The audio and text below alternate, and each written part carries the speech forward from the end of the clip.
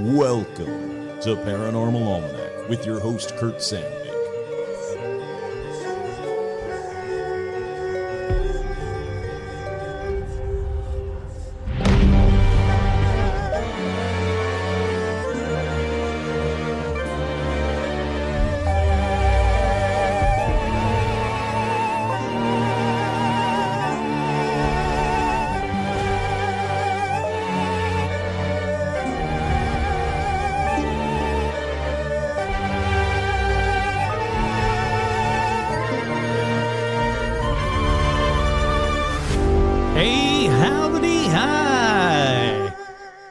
We're alive. Rum and I survived. Welcome to Paranormal Almanac.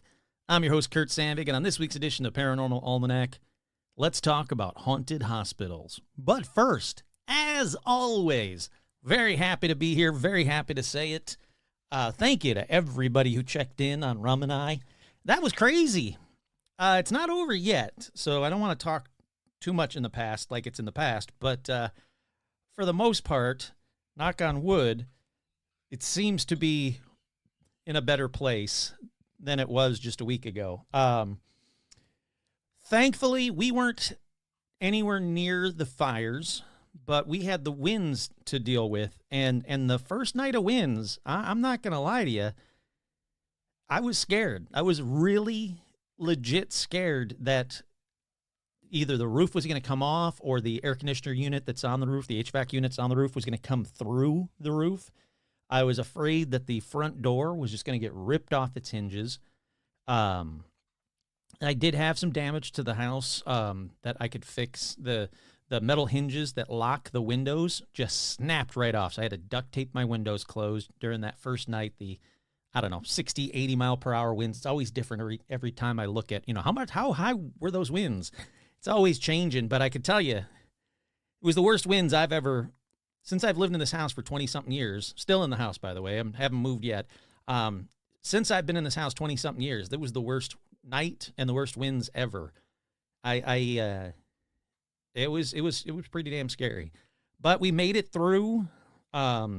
Sadly, I did have 4 or 5 friends lose their houses, lose everything. So it's a horrific time. Please, I would like to think that there's not a paramaniac out there that's going, these stupid comments that you see on social media. They're like, oh, good, it's just a bunch of rich people. They can fucking afford it. No, it wasn't. It was thousands of regular people, good people, friends of mine that literally lost everything. You had minutes to get out of the fires. So if you have the ability to do so, there's a lot of great charities. Please, please, please keep everybody in mind. Help out if you can, any way that you can. It was terrifying. Thankfully, the Sean Bishop, I was really, really worried about my friend. He was close to the Altadena fires, really close, too close. But thankfully, him and his family are okay, which makes me very, very happy to say. But we're back. Paranormal Almanac is back. Yeah, I took the week off. I really didn't know what was going to happen. When we got that weird mandatory evacuation, that was a mistake. That was absolutely terrifying. I used that as all right, let's get the stuff around. If I have to get out of here in 5 minutes, what would I take? Besides rum, obviously. Yeah, and I had to think long and hard about, what am I taking? So it was weird. It was scary. I didn't like it. One of the houses, here's a fun little story before I get to the shout outs. One of the houses that I put in a bid. Now I'm not talking like a house. I'm talking like a little mobile home kind of house. One of the houses I put in a bid, I got outbid immediately. So I put in a bid again and I got outbid immediately. And I was like, okay, they're just trying to get a lot of money out of it. Forget them. I can't afford it. I reached my max. Well, one of that house that I put a bid on, it burnt down. So I didn't do it, I promise. But yeah, it's a scary time. It's still a scary time. Everything's very, very uncertain for Rum and I. I'm still desperately selling off everything I can. For those who's ever been in my house. The jukebox, gone. That's a jukebox that I'd had for 25 years that I've absolutely loved. I just, I got to get rid of some stuff, unfortunately. I got to sell down to the bare minimum, and it was brutal. But yeah, the arcade machine gone, jukebox gone, lots of stuff, tons of stuff, but it's just stuff at the end of the day. But anyhow, let's get to these shout outs. I want to get back into the fun here. I want to thank all the patrons who checked in on me, who stood by me. I cannot thank you guys enough. So shout out to all the patrons. But let's get right to all the separate shout outs. Shout outs to Corey Hagler. Hey, howdy, hi. GC. Hey, Yowie ate my homework. You know what? That one makes me happy. If you can use that excuse and the teacher's like, oh, shit, all right, you excused, that's a cool freaking teacher. They deserve higher pay. Tracy, hey, howdy, hi. Thank you so much for checking in on me. Newt MacGyver on it. Brandon, Travis, Avril, Loch Ness, not a monster. Stacy, Demolition Diva, Leviathan, The Wicked One, Ill Said Brian, Heather G's, Jeffrey B, Chiny the Pommy, hey, howdy, hi, oi, oi, oi. JT, Doogie Hoer, Mike G, Tracy B, Jeff, Richard, Alec, Karen, Duran, Lori, Rebecca, Orlando, Ann, Stephen Scher, hey, howdy, hi, thank you for checking on me. Jane Ann, Jennifer, Heather G, your friendly neighborhood skinwalker, Zuzus, what's it? Nico Scher and the Mouse, hey, howdy, hi. Andrew, Mark and Tina, Tortuga, Mike from Jersey, JB, Andy, Tracy, Virginia. That's Virginia Mailman. Tony the Magician, who is a freaking magician. Thankfully, the Magic Castle was saved. Oh, I was so freaking scared that the Magic Castle was going up. God, I love that place. Jason, Vicky, Crow, Lobita Works, Isabel, Jen, Amber, Tracy B, Kelly Joe, Menace the Beast, hey, howdy, hi, Kick-Ass Magic, Robot, Web Comic, Sandy, Paige, Couch, Scott, Andrea, Melody, Vanessa, Marisol, Becca, Jake, Charlotte, and the Beasties. If I was the devil. Elizabeth, Sherry, hey, howdy, hi, Art Muffin, Tim, Kenneth, Alexandra, George, Zozo the Demon, Hayden, Cindy, Ashley, oh, Zozo the Demon, hey, Zozo. I've been looking up a lot of stuff about gins. Possibly a new episode coming out soon. I mean, maybe. We'll see. But hey, Zozo's the demon. Zozo, can't you, give lots of money? I don't want to give you my soul, but can't you just, demonically hook a brother up? Come on. Ashley, Robin, Will, the Lauren Mangano, Russell, Isabel, Audra, Dorian, Cindy, Paula, Jerry, Jeff T, hey, howdy, hi, Joe, Lawrence, Melissa, the Lauren Strawn, Veronica, J. Mark, Carolyn, Nanashi, Todd, Jamie, and Elijah Hendrickson, who I'm very happy to say are okay as well, Dan, Laura Pitts, and the one, the only Gamer Fan. I loved hearing from the other Californian pyromaniacs, and when, yes, we're fine, yes, we're safe, not near us. That made me so happy because I hated being worried about all you. But I got some special shout-outs. Special shout-outs to Holden Yeager for that incredible, incredible theme song. I get a kick out of that theme song every time I hear it. I hope you guys like it as well. Holden's freaking brilliant. And then 3 special shout-outs, as always, to Joe Teague and Stitch. And then 1 special shout-out to Penny Lane. And then, because it's today, because it just happened, literally just happened a couple hours ago, a special shout out to David Lynch. The backwards masking at the end of the episodes, it's Always Sunny, because I don't know if you ever noticed that, but their little thing at the very end of each episode, they do a little backwards masking, but it's a lot to do with David Lynch. He's freaking brilliant. Hi, Rom. Hey, howdy, hi. You want to come up and say hi to everybody? How you doing, sweetheart? I was lucky enough to meet David Lynch. Not just meet David Lynch, but I was lucky enough to meet David Lynch at the Bigfoot Lodge. They did a special anniversary party or edition, DVD edition, Blu-ray edition of Fire Walk with Me, the Twin Peaks. Hi, Rom. Hi. I know. I love you too, sweetheart. Yes, I'm very happy to be doing an episode.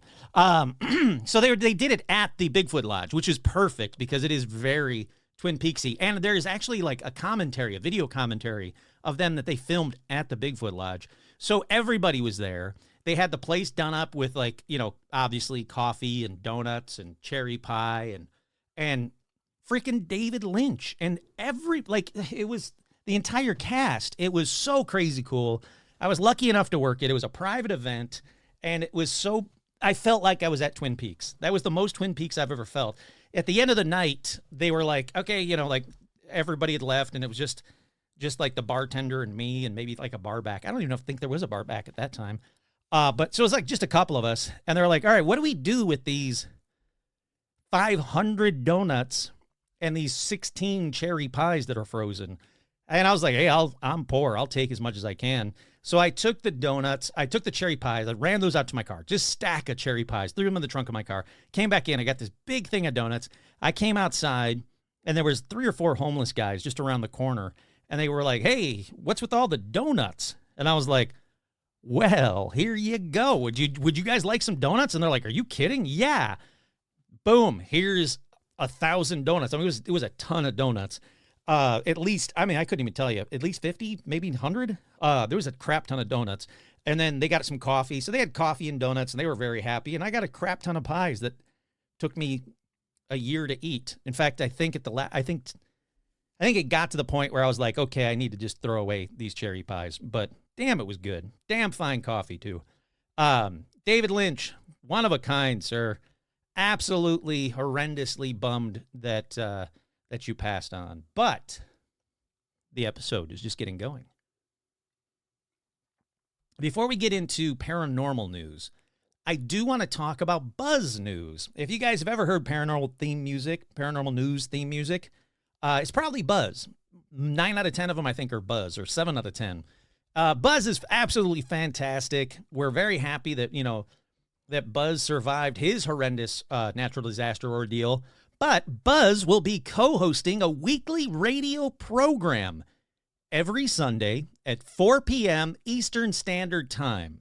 He'll be playing traditional Irish and Scottish music, which means I have to make a better Scottish song. Well, I do have the song about Loch Ness Monster, the Nessie, not a monster, but I can do better, Buzz. But yeah, he's playing traditional Irish and Scottish music. If you'd like to listen to it, the link is on the Facebook fan page, but you can also go to WDVX.com. Now, I want to see if I can, WDVX.com, see if there's a bigger, better, crazy link. That's East Tennessee's own WDVX. There is a listen now to WDVX live below. You can open up the player in its own window and listen to it right then and there. So, every Sunday at 4 p.m. Eastern Standard Time. Check it out. Head on over to D as in dog, V as in vegetable, X as in xenophobe. There you go. Listen to Buzz every Sunday. I'm going to be listening. I think it's freaking awesome. I think it is cool as hell, and I'm happy to plug that for Buzz. Alrighty,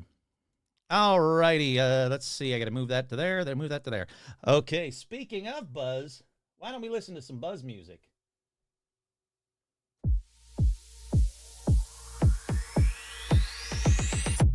Oh, wait, why'd that stop playing? Don't stop playing. Oh, fine. The board was acting up earlier, and I thought it was fixed, but it's not. Okay, let's try this one. Come on, baby, play. This is Buzz. You'll hear him.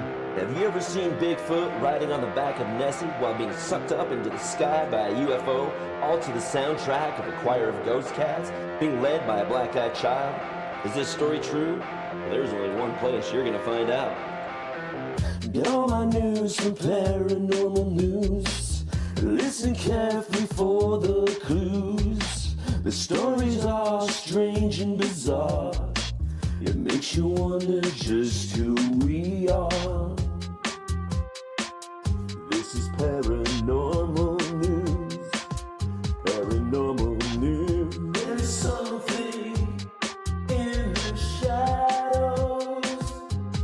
Take it away, Kurt. I sure will.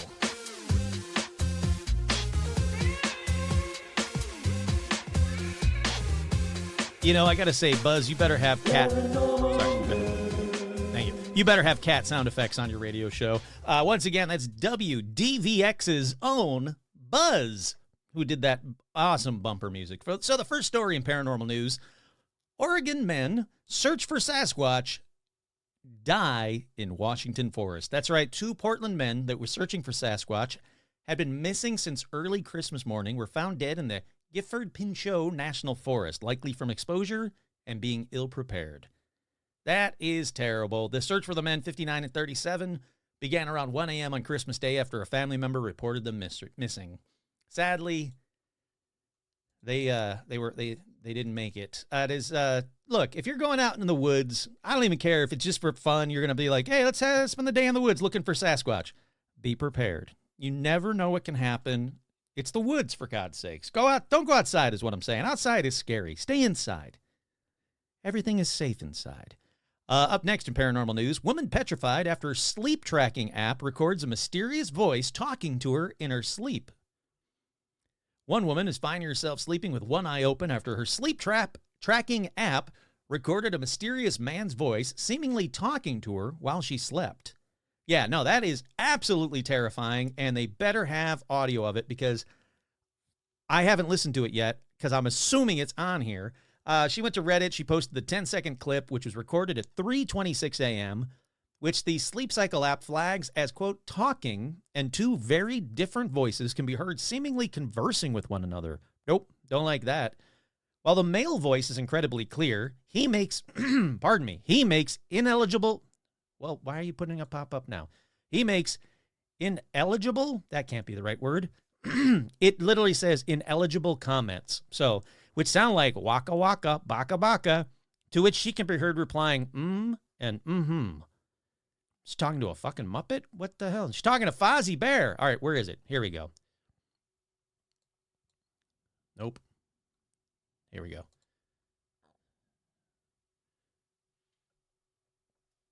Wait, why can't I hear anything? Oh, there we go. Hold on, let me start it over again. Waka. Oh. Waka. Oh. Yeah. Waka waka baka baka. What the hell? Hold on, I want to play that again. Waka. Oh. Yeah. Waka waka baka baka. Mm-hmm. No way. No way she was alone during that. That is too clear as day. Like, come on. Waka. Oh. Yeah. Waka waka baka baka. Mm-hmm. It's, God, I hope somebody hacked into her Alexa. That's the only thing she can kind of think of. That's terrifying. You know, you've done enough, Alexa. You're scaring me.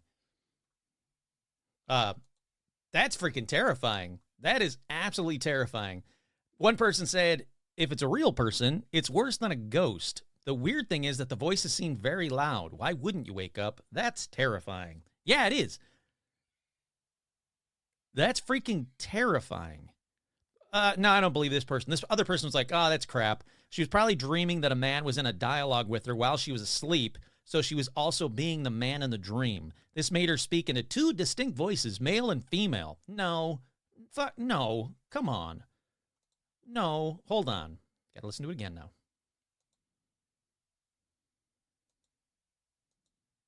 Well, why don't you play? You just played a second ago. Oh. Waka. Oh. Yeah. Waka waka baka baka. Mm-hmm. No. She's going back and forth in two different voices that quick? No. No.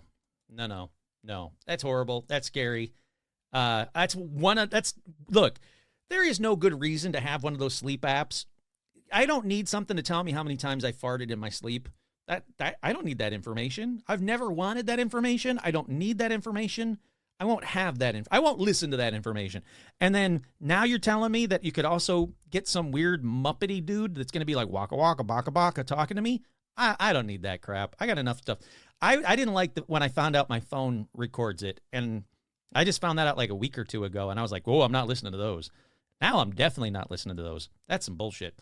All righty. Speaking of weird voices, up next in paranormal news, I wouldn't call it demonic, but that's what they call it. Demonic recording of orca whales imitating human speech leaves people deeply disturbed. All righty. Again, I've not watched this video yet. I've been dying to watch it. Apparently, there's an orca that's in captivity, which they shouldn't be. Let the poor thing out. But they've been taught how to replicate human speech. So let's listen to it. See how scary this sounds. No free ad. While killer whales have been entertaining people for decades during elaborate water shows, scientists have only recently learned that orcas are capable of mimicking human speech. Hello? Nope. Oh, wow. The 14-year-old... Wait. At first I was going to be like, no, it's just whale talk. That's bullshit. That first hello was that person, male or female, I can't really tell, that said hello to it. But what was that last little thing? Hold on. The 14-year-old orca... Whoa! The 14-year-old orca in France is the first ever to be recorded saying human words. The orca can say hello, bye-bye, count to 3, and say her trainer's name, Amy. The whale blows air through her nasal passages to produce sound. Helen Briggs from our partners at the BBC explains. No, get to him saying Amy. She may not win any prizes for diction, but this teenage killer whale is certainly impressing scientists. They say she's the first of her kind to be heard copying human speech. Hello? Hello? 1, 2. Whoa. 1, 2. Whoa. And she can also blow raspberries. All right, I'm not going to listen to another 5 minutes of that, but holy crap. Someone go there and teach it to say, please let me out. So they'll let the damn things out and be living in a normal life. But that's freaking creepy. I wouldn't call it demonic. I call it very cute. Like when a dog talks, you don't call that demonic. Unless the dog is saying waka waka baka baka while you're trying to sleep, in which case, I don't like that dog.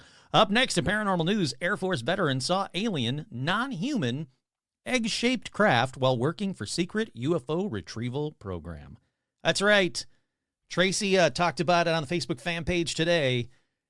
People are saying that Mork and Mindy was now soft non-disclosure or soft disclosure. No, it really wasn't. I mean, look, if they were trying to get disclosure to us by Mork and Mindy, then the only thing I ever learned was that, Robin Williams was a genius. And then as a kid, I thought Pam Dauber was really hot for some reason. But the U.S. Air Force veteran claimed he witnessed an alien and non-human egg-shaped aircraft while working for a secret government UFO retrieval program.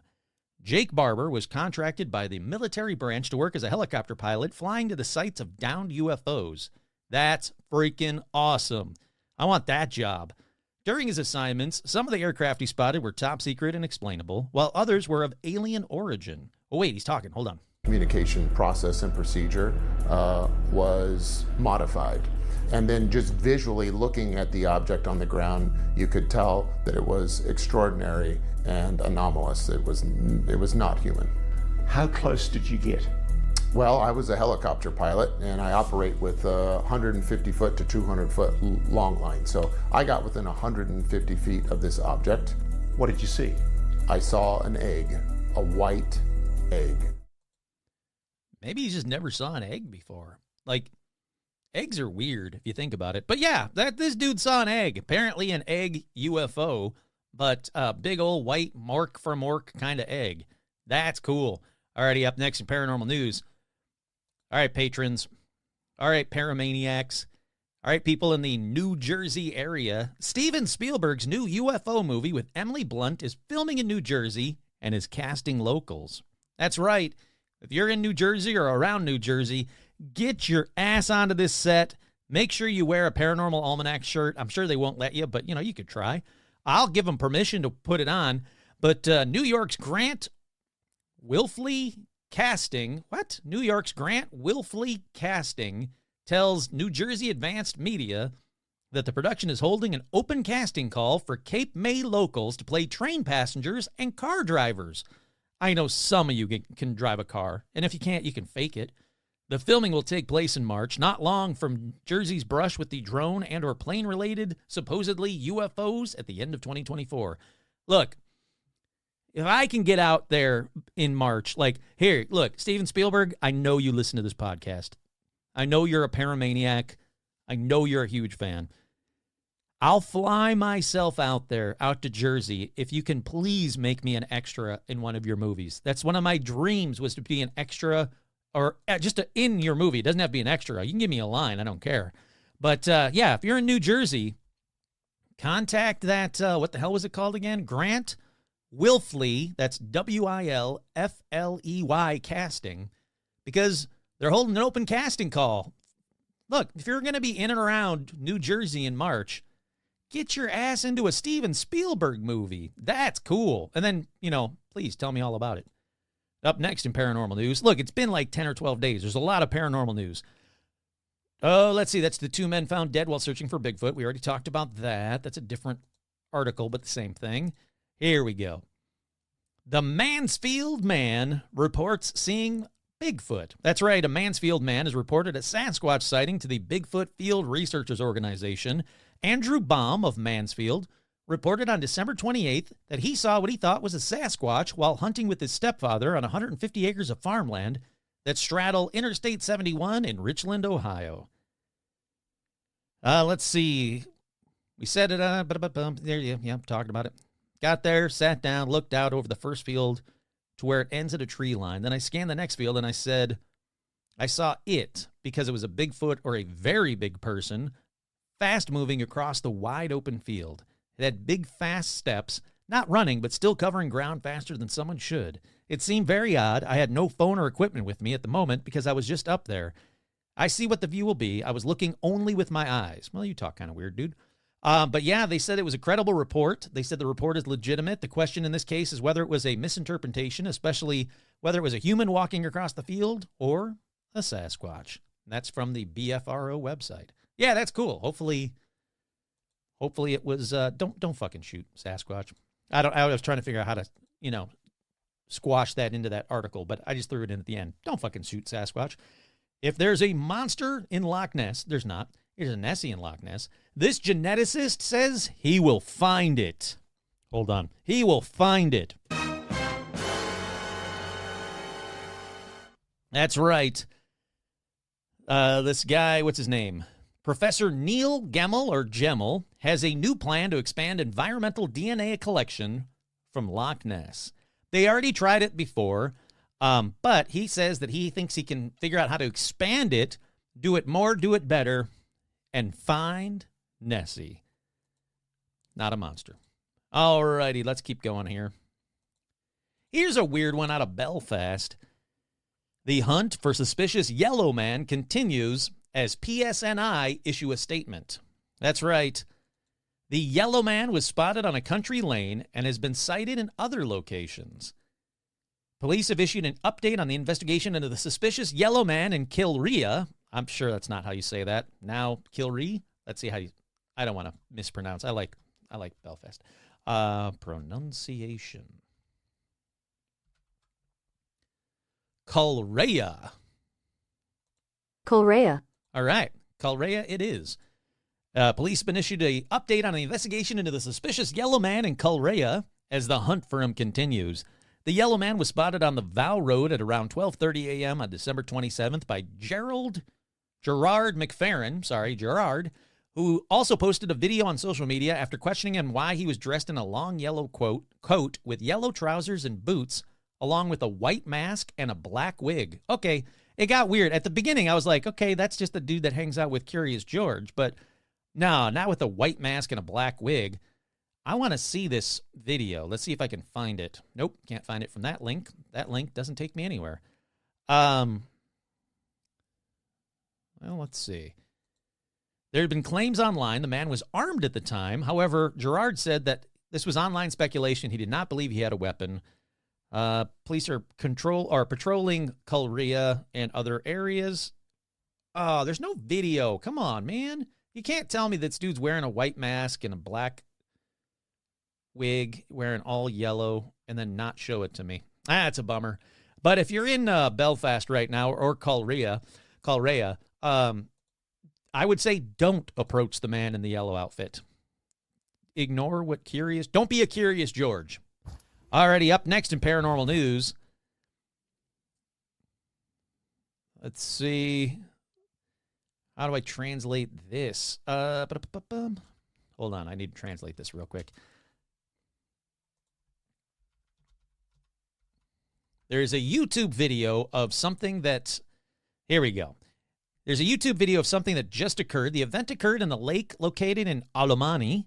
It happened last Saturday and involved a family of tourists from Fernandez Oro who witnessed how the lake water began to bubble and expel mud, leaves, and a soda can. And I wanted to watch this video to see if it's more exciting than what he just said, but let's see. I mean, yeah, there's a big ring of water that's popping up in the middle of the lake that's bubbling up. Oh, Jesus. There's got to be, all right, there's got to be like a storm drain or something that pumps up through there. They said there's not, though. They said it could be underground gas, could be volcanic disturbances, and some people are saying, no, it's a lake monster. So, I don't know. Maybe I'll throw that one up on the Facebook fan page. You guys tell me what you think. We got 2 more to get through, and then we'll be done with the paranormal news. Police officers film ghost children. That's right. A spooky video filmed by the police in Mexico show an eerie encounter with what they believe to have been a pair of ghost children, which, if you don't know, ghost kids are the worst kind. According to a local media report, a strange occurrence occurred last week as 2 cops in the community of Hala were out on patrol and heard odd noises emanating from a schoolyard. When they stopped to investigate the situation, they were stunned to see 2 children standing at the locked front gate at 3 o'clock in the morning. All right, that is weird. Let's watch the video. Oh,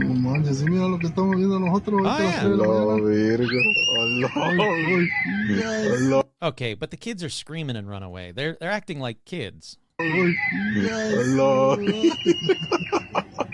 No, and these guys are laughing about it, too.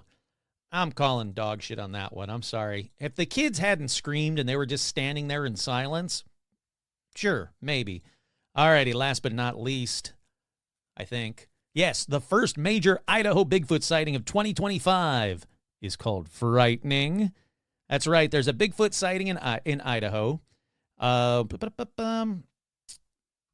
Here we go. An ATV rider rides along a trail through the Idaho outdoors when suddenly you see a massive dark figure crossing the trail. So where's the video? I want to watch it now. All right. Wow, that's loud. Yeah, there's an ATV. What, is that it?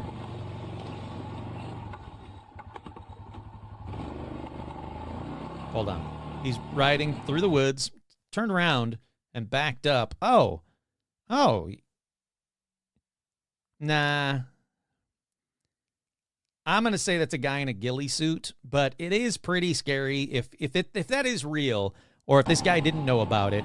Yeah, that'd be pretty terrifying, because he's just whipping down a trail when all of a sudden, hold on. He's just whipping down a trail, and then all of a sudden, boy, that's loud. He's whipping down a trail, and all of a sudden he just goes nope, and just turns around and right into a bush. I like that part. It could be. I don't know. I mean, it's pretty scary. I'll definitely throw that one up on the Facebook fan page. You guys tell me what you think. But yeah, the first Bigfoot sighting in Idaho of 2025. We did it. We're not even 2 weeks in. We did it. All right. Before we get to this week's episode, the last episode I did, I asked for Paramaniacs predictions. That's right. I wanted to hear from the Paramaniacs out there your predictions for 2025. And boy, howdy, did you guys come through in a clinch, whatever. You came through for me is what I'm trying to say.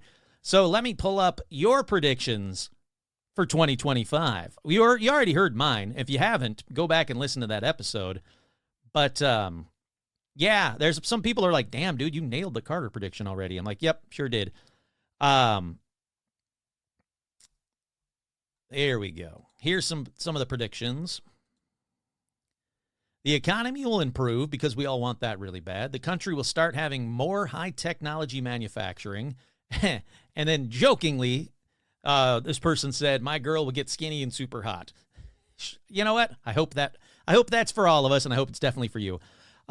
There's another person that said, Tracy B, that said, I predict there'll be a strange sky anomaly in China. I like that one. Someone make note of that. Tony the Magician said disclosure, but probably not by the government, just by pure proof. Lots and lots of proof. I think we're already getting that. I like that one quite a bit. Jane Ann, and when I say already, I mean already in 2025. Jane Ann said, Keir Starmer, the UK Prime Minister, will become so unpopular that he's kicked out.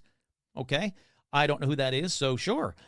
It'll be determined that lynx never died out in Scotland, and that explains the big cat sightings lately. I like that one. I like that one a lot. I have a feeling that a lot of these big cat sightings will be finally, solved. Here we go. I reckon by the end of 2025, we will not believe what we hear and only half of what we see on social media. For some of us, this will include our local communities, areas, counties, states, and countries. But we still love Rum and Kurt. Aw, thank you. This next one says, I think by the end of February, the aliens will land. Ooh, bold. By the end of February, the aliens will land. We'll see bigger, harder to explain ships by the end of January. Dreamt about it last night, so might as well throw it out there. I like that one. That's from a Yowie Ate My Homework. That's a bold prediction, and I like it. I'm here for it, and I want it to happen. And then finally, I think that Kurt's sleep paralysis demon will give him the Podcast of the Year award, and Bigfoot would want a picture with him to have proof that Kurt exists. You know what? Yes. Yes, on top of yes. That was from the one, the only, the longest standing Paramaniac gamer fan. That's right. Let's see. I've got some more. Hold on. Boom, boom, boom.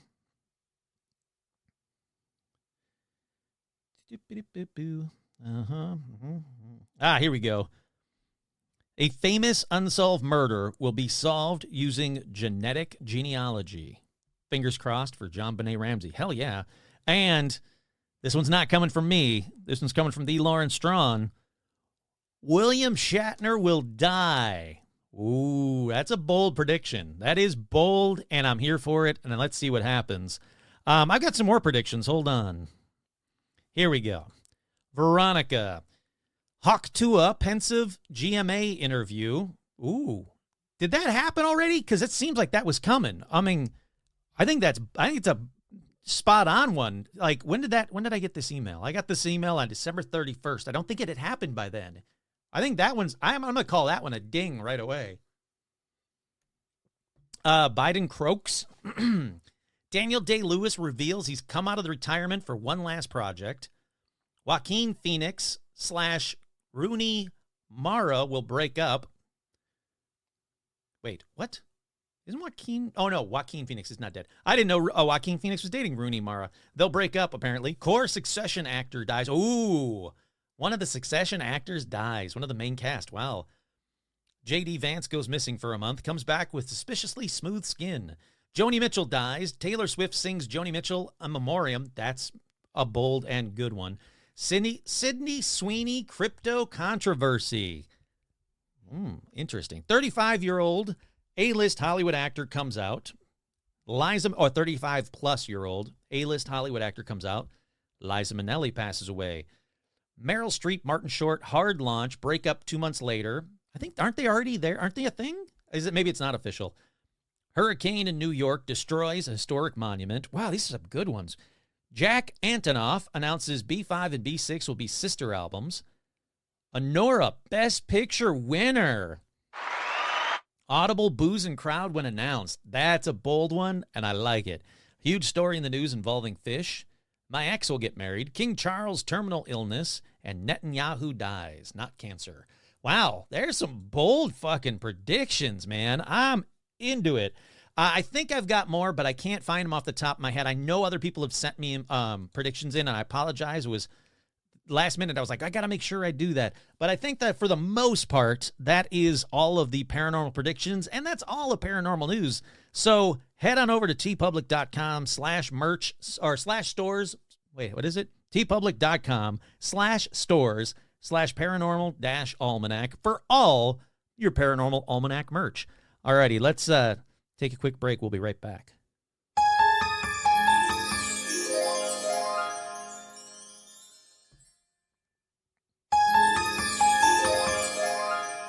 We are back. That's right. As I said, with all the craziness that was going on in California, it did take me a bit longer to get this episode ready and together. But here we go. I want to talk about more haunted hospitals or more hospital ghost stories. You know what? I love I love hospital ghost stories way more than I love hospitals. I am not a fan of hospitals, not a fan of doctors, sorry.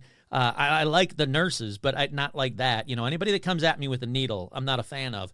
Hospitals are scary for me is what I'm saying. And I'm not even talking about the ones that are haunted. I'm just talking about like in general, hospitals are scary. But if you were to say, hey, let's go to the hospital right now, Kurt, I'd be like, no, thank you, I'm good. But if you said, why don't we go to the hospital right now to hunt for ghosts? And I'd be like, yeah, let's do it. Let's get to that hospital. I'm here for it. Because like, it seems like, and I tried to find an exact figure and I couldn't, it seems like 90% of hospitals are haunted. And I'm not kidding. Like, it's not an exaggeration. When I went through tons of websites and I wanted to get real people that worked in hospitals, the nurses, the doctors, the people that restock the stuff, the clean, everything, people that work in hospitals, any kind of paramedics, any kind of anything that has to do with hospitals. Hey, that just dawned on me. What the hell does paramedic stand for? Because paranormal means more than normal or not normal. Paranormal means not normal or outside of normal. So paramedic means not medic? Hold on. Now I got to look up what paramedic stands for, where the word paramedic came from. Paramedics did not exist in name before the late 1960s. The term paramedic comes from the Greek word para, which means alongside of. Interesting. Okay. Greek, it means alongside of, and the Latin word medic, which means physician. So alongside physicians. Very cool. So paranormal is alongside normal. All right, I can get behind that. You know, if you take anything away from this episode, take that away because you're not going to take much else away. Now, take the Buzz News away. Go, you know, take that. Go listen to Buzz News. If you take one thing away, remember to go listen to Buzz. But yeah, so, you know, like all these paramedics on all of these websites and all these people that worked in hospitals in every capacity, those are the stories I wanted to hear from because I want real people's stories. I've got friends that are nurses and, yeah, they've always got weird stories. There's always that story of, you know, right before a person dies, you're going to hear them on this episode. Right before a person dies, they look past the paramedics or whoever, the nurses or whatever, and they see a black shadow, or sometimes even the people that are working in the hospital see the black shadow go into the room and they know, uh-oh, that person's going to die. So I love haunted hospital stories. And like I said, the more I looked, the more I found. And I found hospital ghost stories from around the world. Not just in America. America, Europe, Australia, like around the world, Canada, you name it. Anything in North America, covered completely. Europe, covered completely. Australia, yeah, there's just a bunch of different ones on here. I'm trying to think of some of the other locations. But I'm talking around the world. And I'm not talking about like Waverly or Trans-Allegheny, like not these old asylums. You know, the ones that were like barely hospitals and were just kind of terrifying even back then. No, I'm talking about your neighborhood hospital, the ones that you probably go to for checkups and medical stuff. Those are what I wanted to hear, and that's what I found. So let's get right on into it. Here are some real haunted hospital stories that people have posted online. The first one says, I was once working at a mortuary and I had to go pick up a man for the medical examiner's office. Now, when you do that, at least where I'm from, you get a receipt when they release the body to you. The receipt has all of the personal belongings that were there with the deceased. When I brought the man back to the office, I opened up the body bag to make sure all the belongings were there and double-checked the receipt. Well, when I opened up the bag, I was stunned to find this dude looked exactly like me. I'm talking he was my age, similar tattoos in the same spots, had the same long hair I do, even had the same style of jewelry I was wearing. It took me so off guard that I stood there in existential crisis until the embalmer came in and said, "Hey man, holy shit, that guy looks just like you." It's the only case I've ever had nightmares about. All right, no ghost, but still, that's got to be creepy. I like it. That's a good opener to this episode.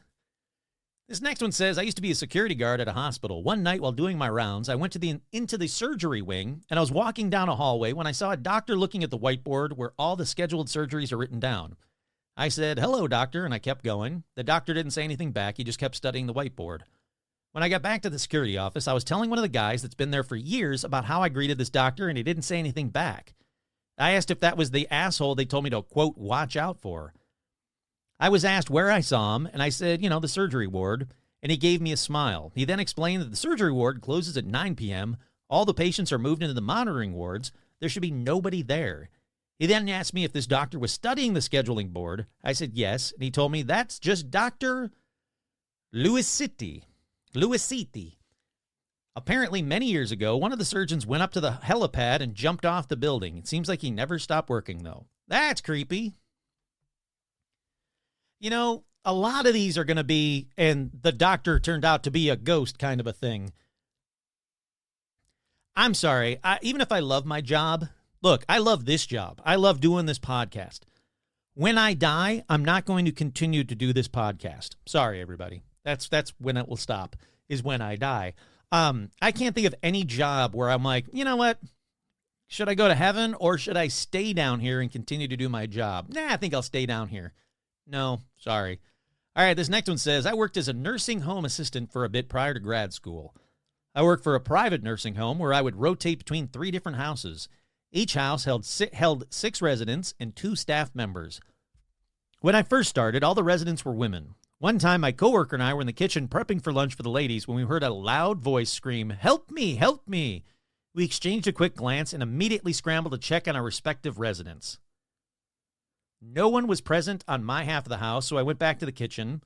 My wide-eyed coworker was there waiting with me with a perplexed expression on her face. I asked if she'd heard the voice too. She responded yes, but there was no one present on her side of the house. We simultaneously looked outside and saw every single one of the residents enjoying the rose garden. In that moment, we both realized the voice that we heard was a man's voice. I came to find out that prior to my employment, there was a male resident who was a World War II veteran with PTSD who had passed away there. He would frequently hallucinate and scream, help me, prior to his death. Yeah, that's cool. I like that. Sorry, my voice is still shot from the smoke. I was not diligent enough to wear my masks when I wear a mask when I went out walking. And it is crazy how much my voice is just raspy from the smoke. So I hope you guys like the raspy Kurt, because that's what you're going to get. That smoke just messed up my throat. This next one says, during my apprenticeship, I worked at a funeral home that was said to be haunted by an old funeral director assistant who had had a heart attack in the building and died. All he ever did was mess with the chapel lights, and if you called him out on it, something like, John, the family is coming, please don't, they would return to normal. I'm not really sure if I believe it was haunted, but it always fixed the issue, and it always happened again after that. Yeah, I'd say that's pretty haunted. This next one says, I used to work in an oncology ward as a nurse.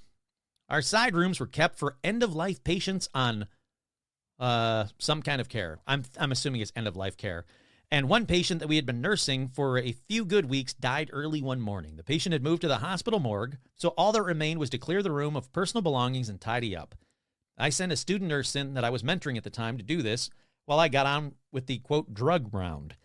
The student had known the patient fairly well and was comfortable with his job. About 10 minutes later, a colleague came to me and told me that the student had come flying out of the side room, white as a sheet, and sobbing in the staff room.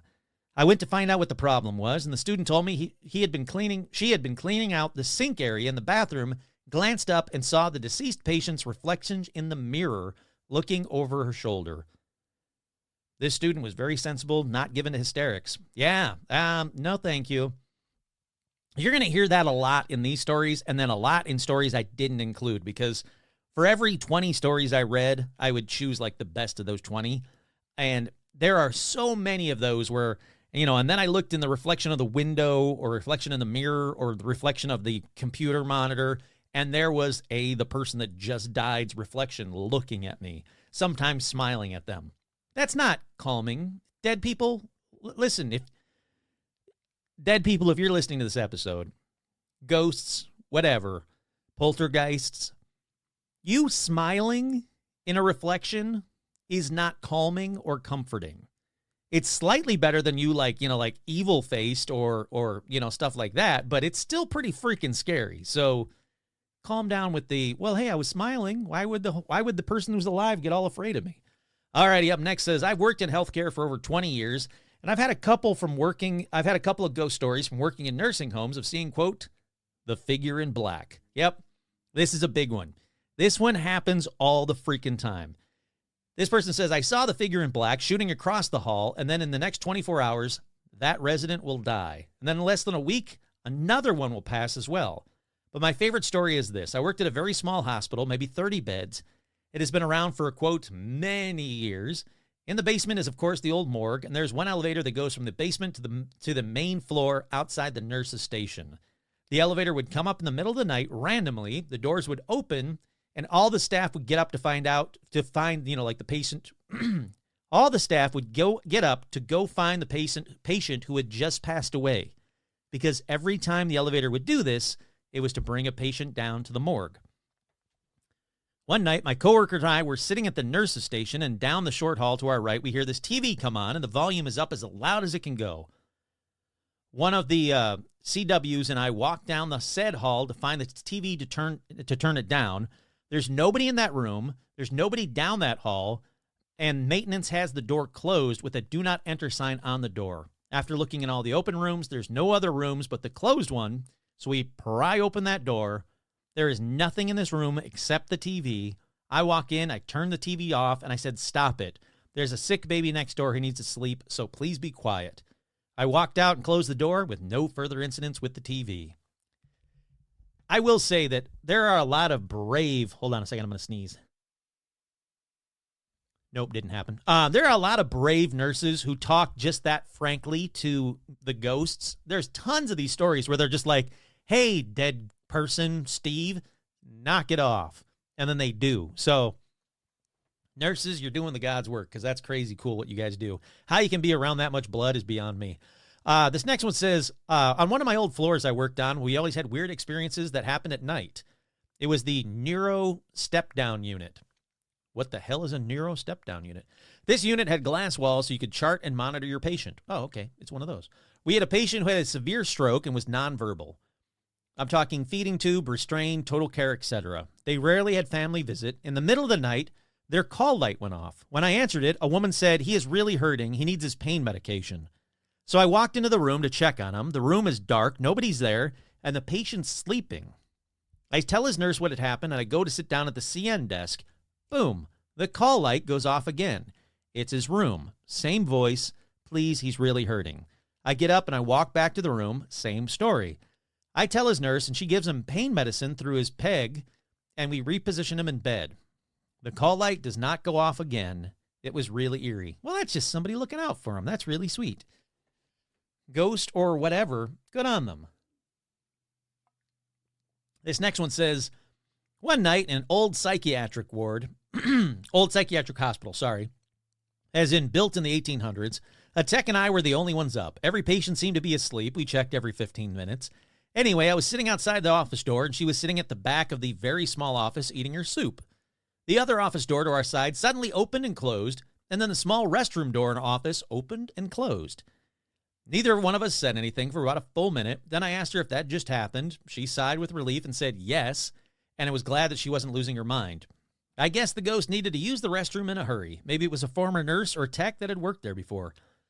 Okay, cool. Again, if I gotta still like run to pee as a ghost, not worth it. Let me pass. Let me go into the light. This next one says, I used to work in a rehab hospital that's been around since the U.S. outbreak of polio in the 1910s. The building my unit was on was one of the original buildings. Our unit was constantly experiencing maintenance problems. I'm talking pipes bursting within the walls, electrical wire shortages, air conditioning breaking.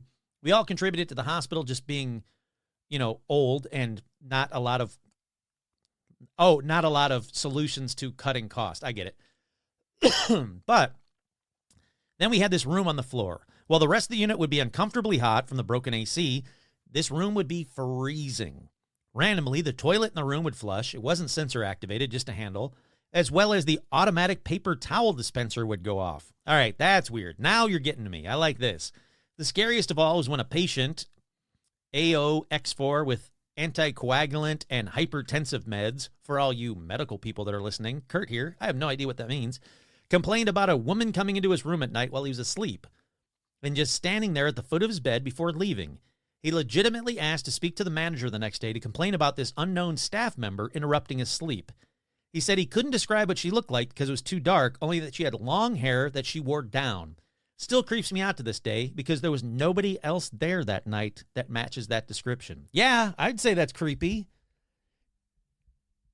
Look, I'll say it again. Hospitals are scary enough, ghosts. You don't have to add to it. Let's see. I had a resident who was presumably ANO, XO, nonverbal blank stare.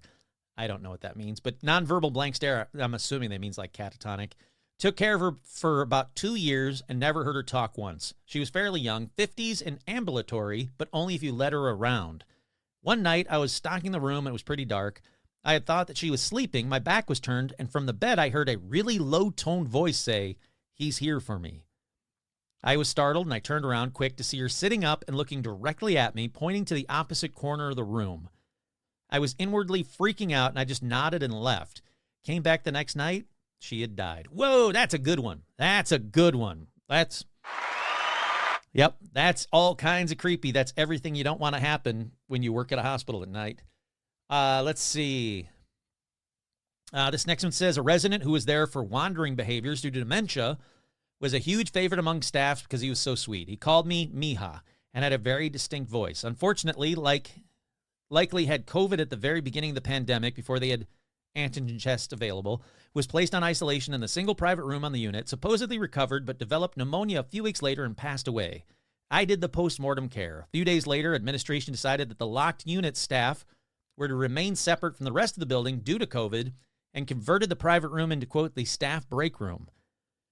It was a plastic table and a microwave. Anyway, I'm sitting there eating dinner at 2 a.m. when the hair on my arm stand up. I get up from the table and poke my head out into the hall, and I see no one. And very clearly over my left shoulder, I hear, Mija. 100% it was his voice. Aw, that's cool. I mean, it's not. He died.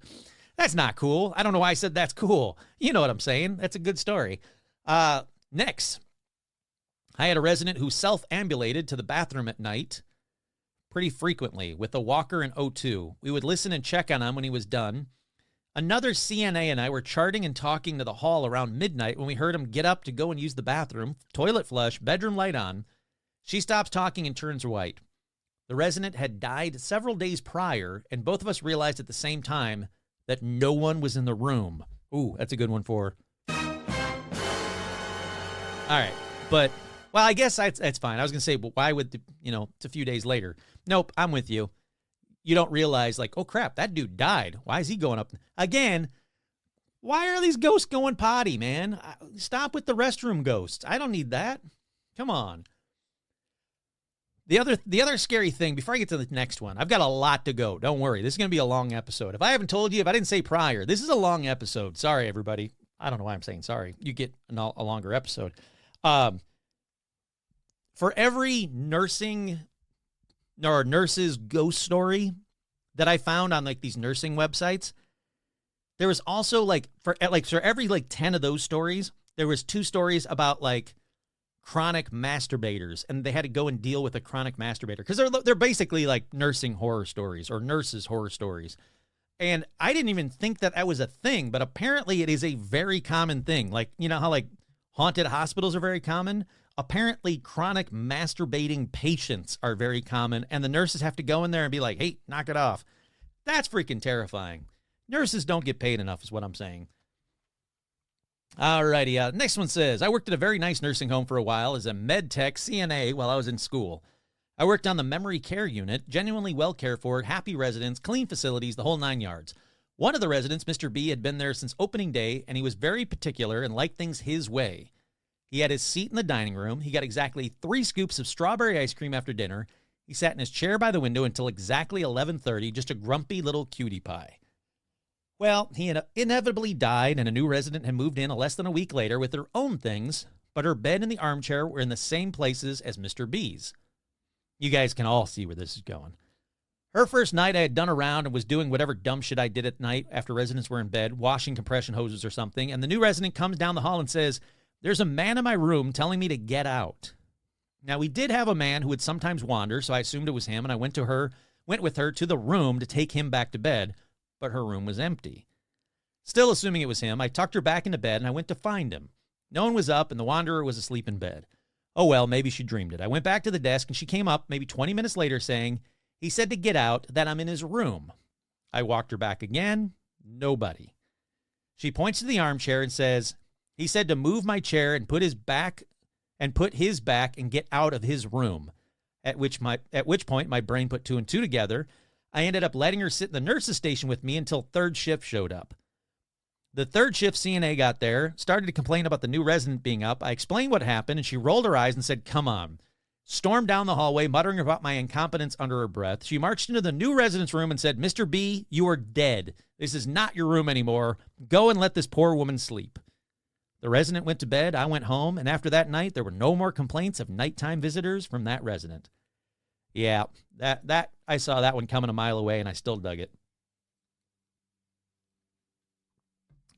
I should pause here to say, if you guys have any haunted hospital stories, you should send them to me because A, I love them, and B, I might be doing some more of these on maybe the 300th episode. Just, putting that out there.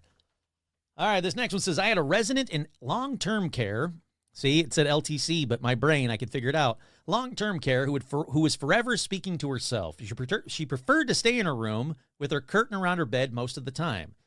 She was extremely hard of hearing and had sight issues. She was sweet to all of us, and we just loved her. One night, one of the CNAs, what the hell is a CNA? That one I don't know. I got long-term care right away, but what's CNA? Certified nursing assistant. There you go. One of the certified nursing assistants was doing a round and stopped outside the door. The resident had her curtain completely around her bed, and the lights were off. She was whispering frantically. The whatever it was that I just lost it again. The CNA heard her say, yes, she has pink on. Turns out the CNA, who the resident couldn't see or hear outside in the hall, had a pink top on. This was her first round at 2200. No one had seen her at this point. When the aide walked in and announced herself, the resident quickly shushed her. When she asked the resident what was wrong, the resident stared intently at her and pointed to the bathroom. Be quiet. The man in the bathroom will hear you. Then, that CNA swears she heard something move in there. The area of that facility we call the hole for a reason. We've had several residents throughout the year complain about children running up and down the halls in the middle of the night, and also of a man standing there. Yeah, it's a good one. That's another thing that I found quite a bit is children. Just random children in the hospitals. Like that's a sad thought if if a children died in the hospital and they don't know to move on to the light and now they're just running around the hospital freaking out patients all day long. Or all night long. That's creepy. All righty, up next says, I had a 25-year-old PT with liver failure go into DIC in the ICU. Her HGB was 2.5. Kurt here. I don't know what 90% of that meant. 25-year-old PT with liver failure go into the DIC in the ICU and their HGB was 2.5. No idea. She was a frequent flyer who would get esophageal and rectal bands, go home on a bender, and come back for more bands. This all sounds terrible. I don't know what any of it means, but this sounds terrible. Kurt, that's me saying this. So we managed to get the bleeding that day, control the bleeding that day. The next morning, she was my PT again and coded a few hours into the shift. Everyone ran into her room, and the ACL protocols began. I was spiking the bag after bag of blood products, and as I spiked the bag of platelets, I looked straight ahead because I saw movement in the 5th floor window in front of me. What I saw was a solid black mass, darker than any earthly black color. Like a void was floating there. It had no distinct shape, and the edges were wispy and undulating. I would estimate it was about 4 feet, no face, nothing. But when I looked right at it, I felt it knew I saw it. And at a very fast speed, it zoomed down and to the left angle and out of sight. There were about 12 other people in the room, but nobody else saw it. She did die. I felt it was waiting to take her and it was not a good feeling when I saw it. Yeah, that's freaking creepy. That black mass, man. There's so many nurses' stories that revolve around black shadows, black masses. Even the top hat guy, like the shadow person with the hat on. Tons of those stories. Like, I get it if you're a Grim Reaper or you're taking somebody to the other side. There's a good chance you're going to be at a hospital most of the time, but still, freaky. All right, this next one says, rehab nurse here took care of a patient who was coughing late at night. I went in the room to check on her, and her face, I don't know what that means. She got some kind of something for the cough. A week later, she too coded and went to ICU where she ended up passing. A few weeks go by, and one night it was just me and my PCAs at the nurse station. The light goes off. It's the room that the patient I took care of was in. Once I picked up the phone, I just heard a cheerful voice that said, "Thank you," and hung up. I head to the room to cancel the call light, and everybody was spooked because there was nobody in that room. I think it was her thanking me for compassion. Aw, that's sweet. It's a little call from the other side. That's nice. This next one says, back when I was an aide working at an assisted living home, there was a room on the upper floor in the back that had a little boy and a little girl that would tell the room's occupants they were, quote, waiting to go to a party. Only that room and the staff never mentioned those kids to the room's occupants. Usually we'd answer a call to that room and they'd ask us to help get the kids out of their room. Obviously, there's no kids hanging around. These kids signaled a soon-to-be decline in mental status and eventually the passing of the residents. It happened time and time again in that room. We all knew what a mention of those kids meant, but it was not discussed with the residents. Again, very creepy.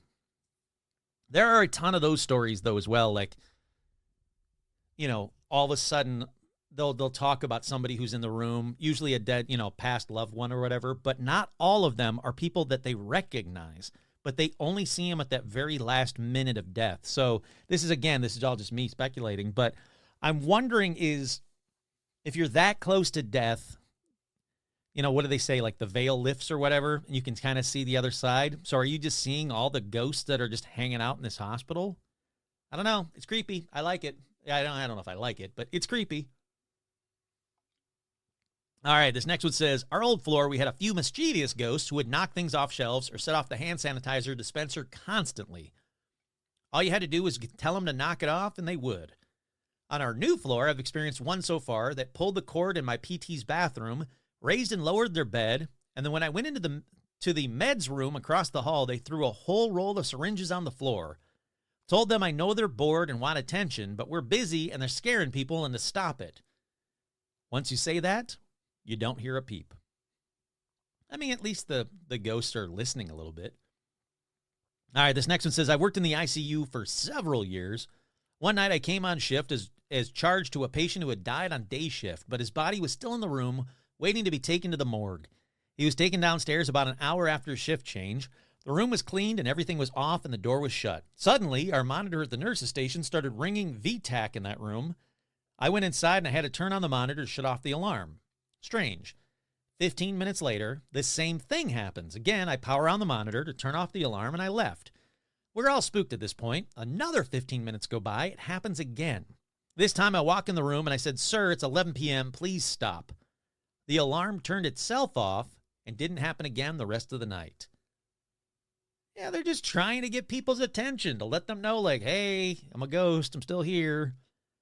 This next one says, my hospital has a little girl in a polka dot dress ghost that visits patients before they die. Some patients like her and comment how cute she is. Others think that she's annoying and tell us to get her out of the room.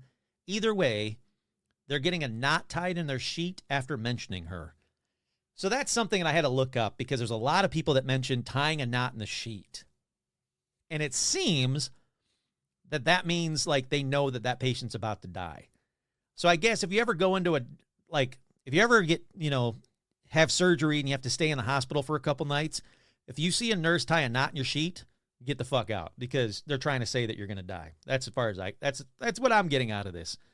Never tie a sheet. Or if you go and visit somebody in the hospital, as a joke, you should tie a knot in their sheet just to scare the shit out of them. They're in a hospital. It's the best place to be to get a heart attack. Let's see. We have one room far away from the nurse's station. We call that part of the back hall the Green Mile, where the call light will randomly go off or the TV will come on when the room is completely empty. When you go back there to turn it off, you get a very heavy feeling that someone is just there watching you. One night, while I was a new grad, fresh off orientation around 3 a.m., it's just me and one other nurse in the nurse's station.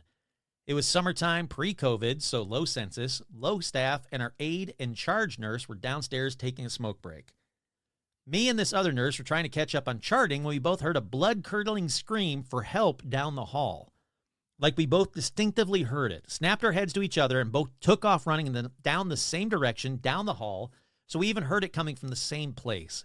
It was also distinctly female. We both agreed upon that after the fact. Anyway, everyone on that hall was male, and down that hallway was male and sound asleep. We even did a sweep of the rest of the floor to make sure we didn't just go in the wrong direction. Now I'm going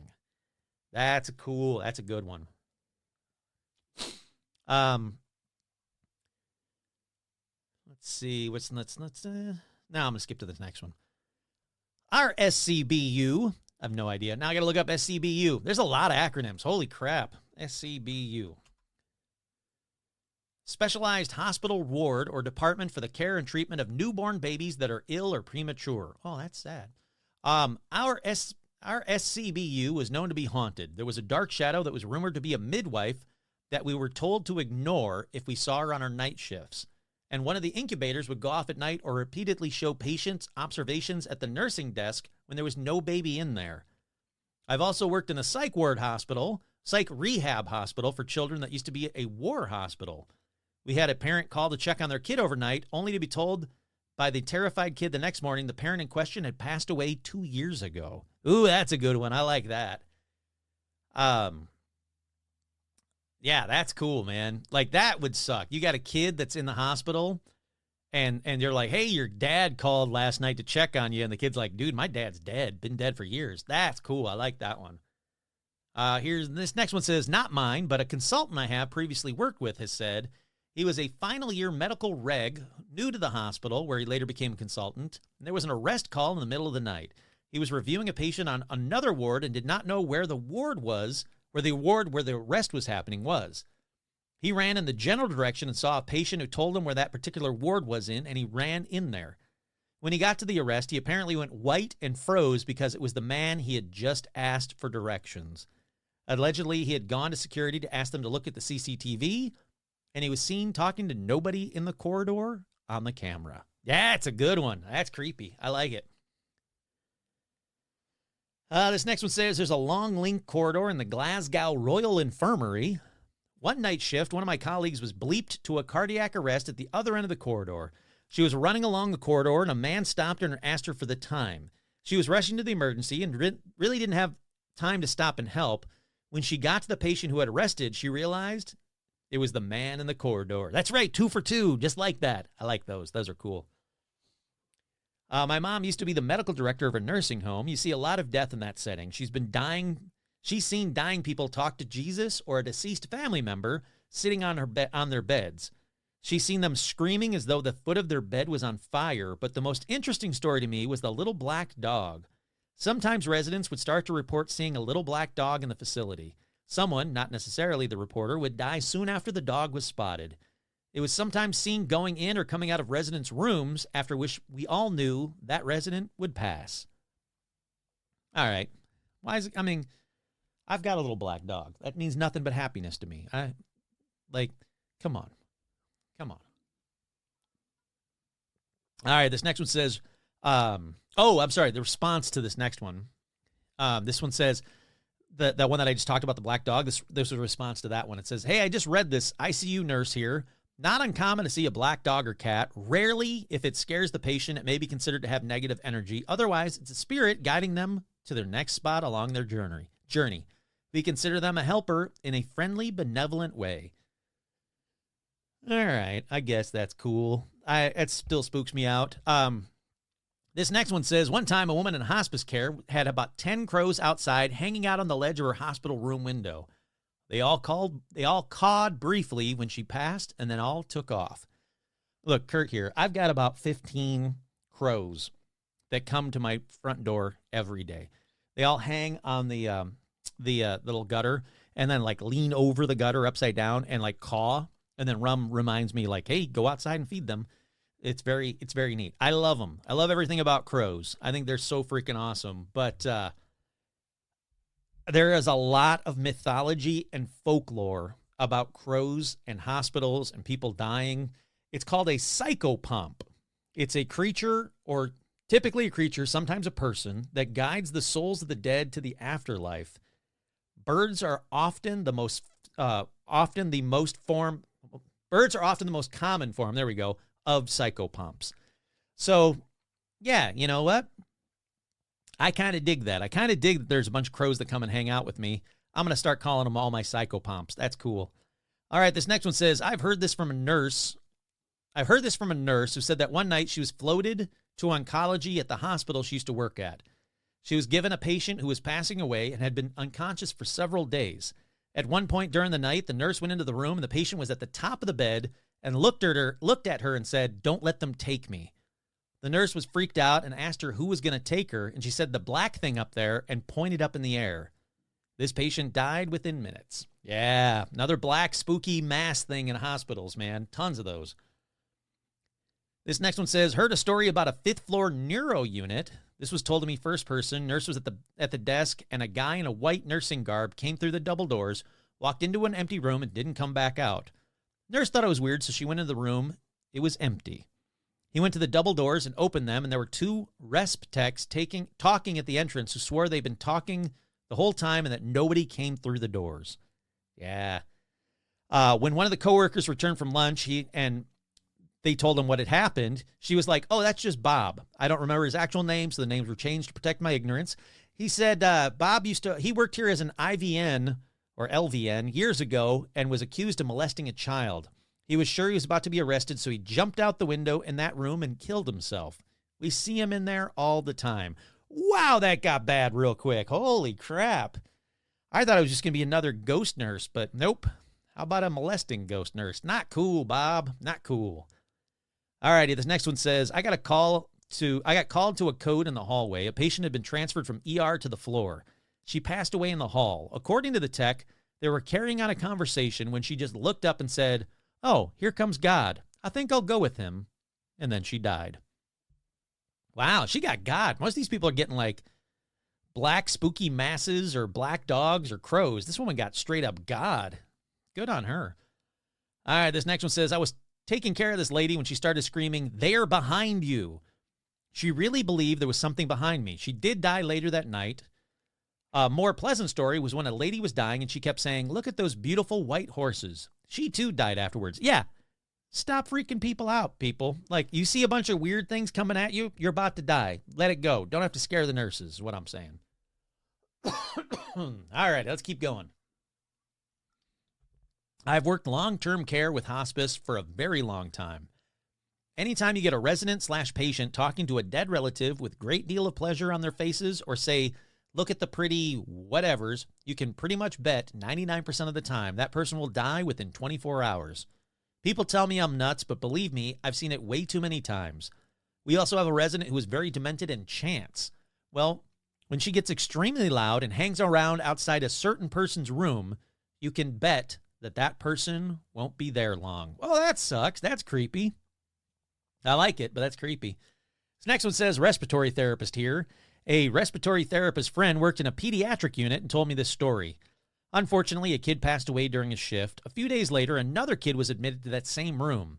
The kid kept complaining to his parents, the nurses, RTs, everybody, that there was somebody else in his room watching him. My buddy asked him, what did that person look like? And this kid described the kid that had died a few days prior. Again, that's a shitty way for a kid to die. Like, you're not moving on because you're stuck in this weird hospital, so you're just going to be in the hospital freaking people out. All right, this next one says, I was in a hospital having surgery to remove my poor cancerous uterus. Successfully, 2 years later, I'm cancer-free as far as we can tell. I was in my comfy bed, and when my dear husband sitting next to me, I was looking out the door over his shoulder during a pause in our conversation. 2 things happened then.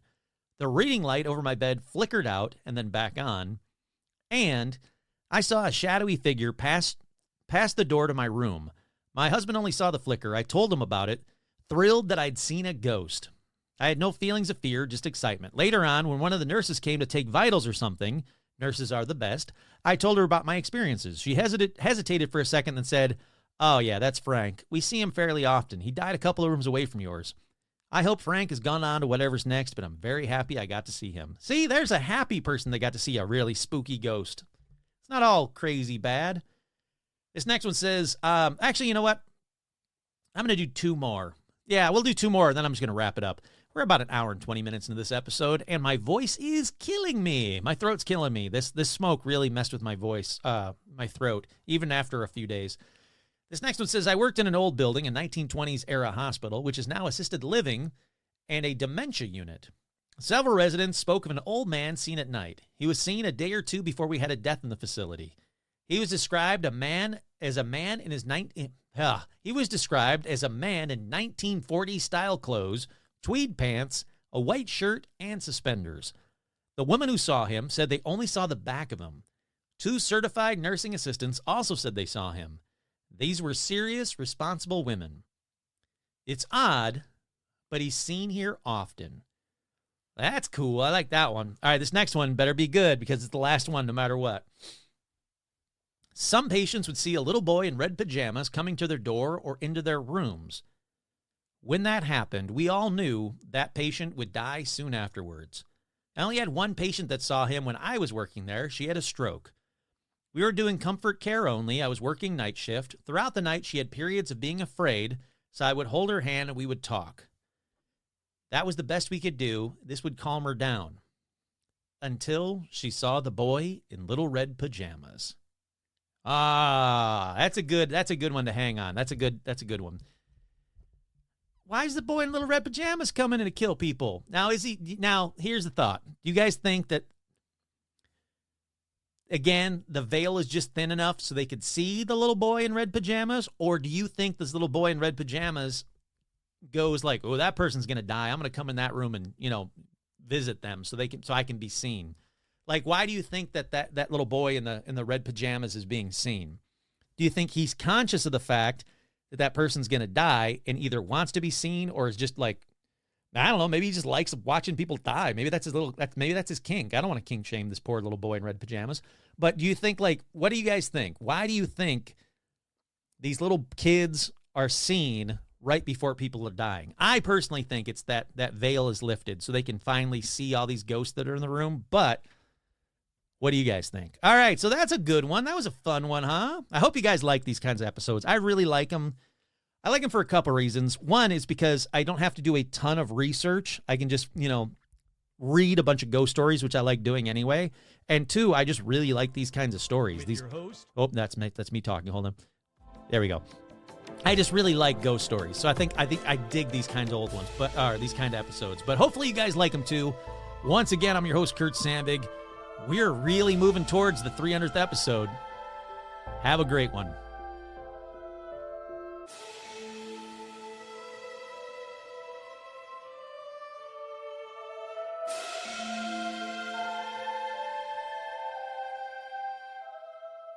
Get your bandy up, stay, switch, more, what if, Sandra, stay, switch.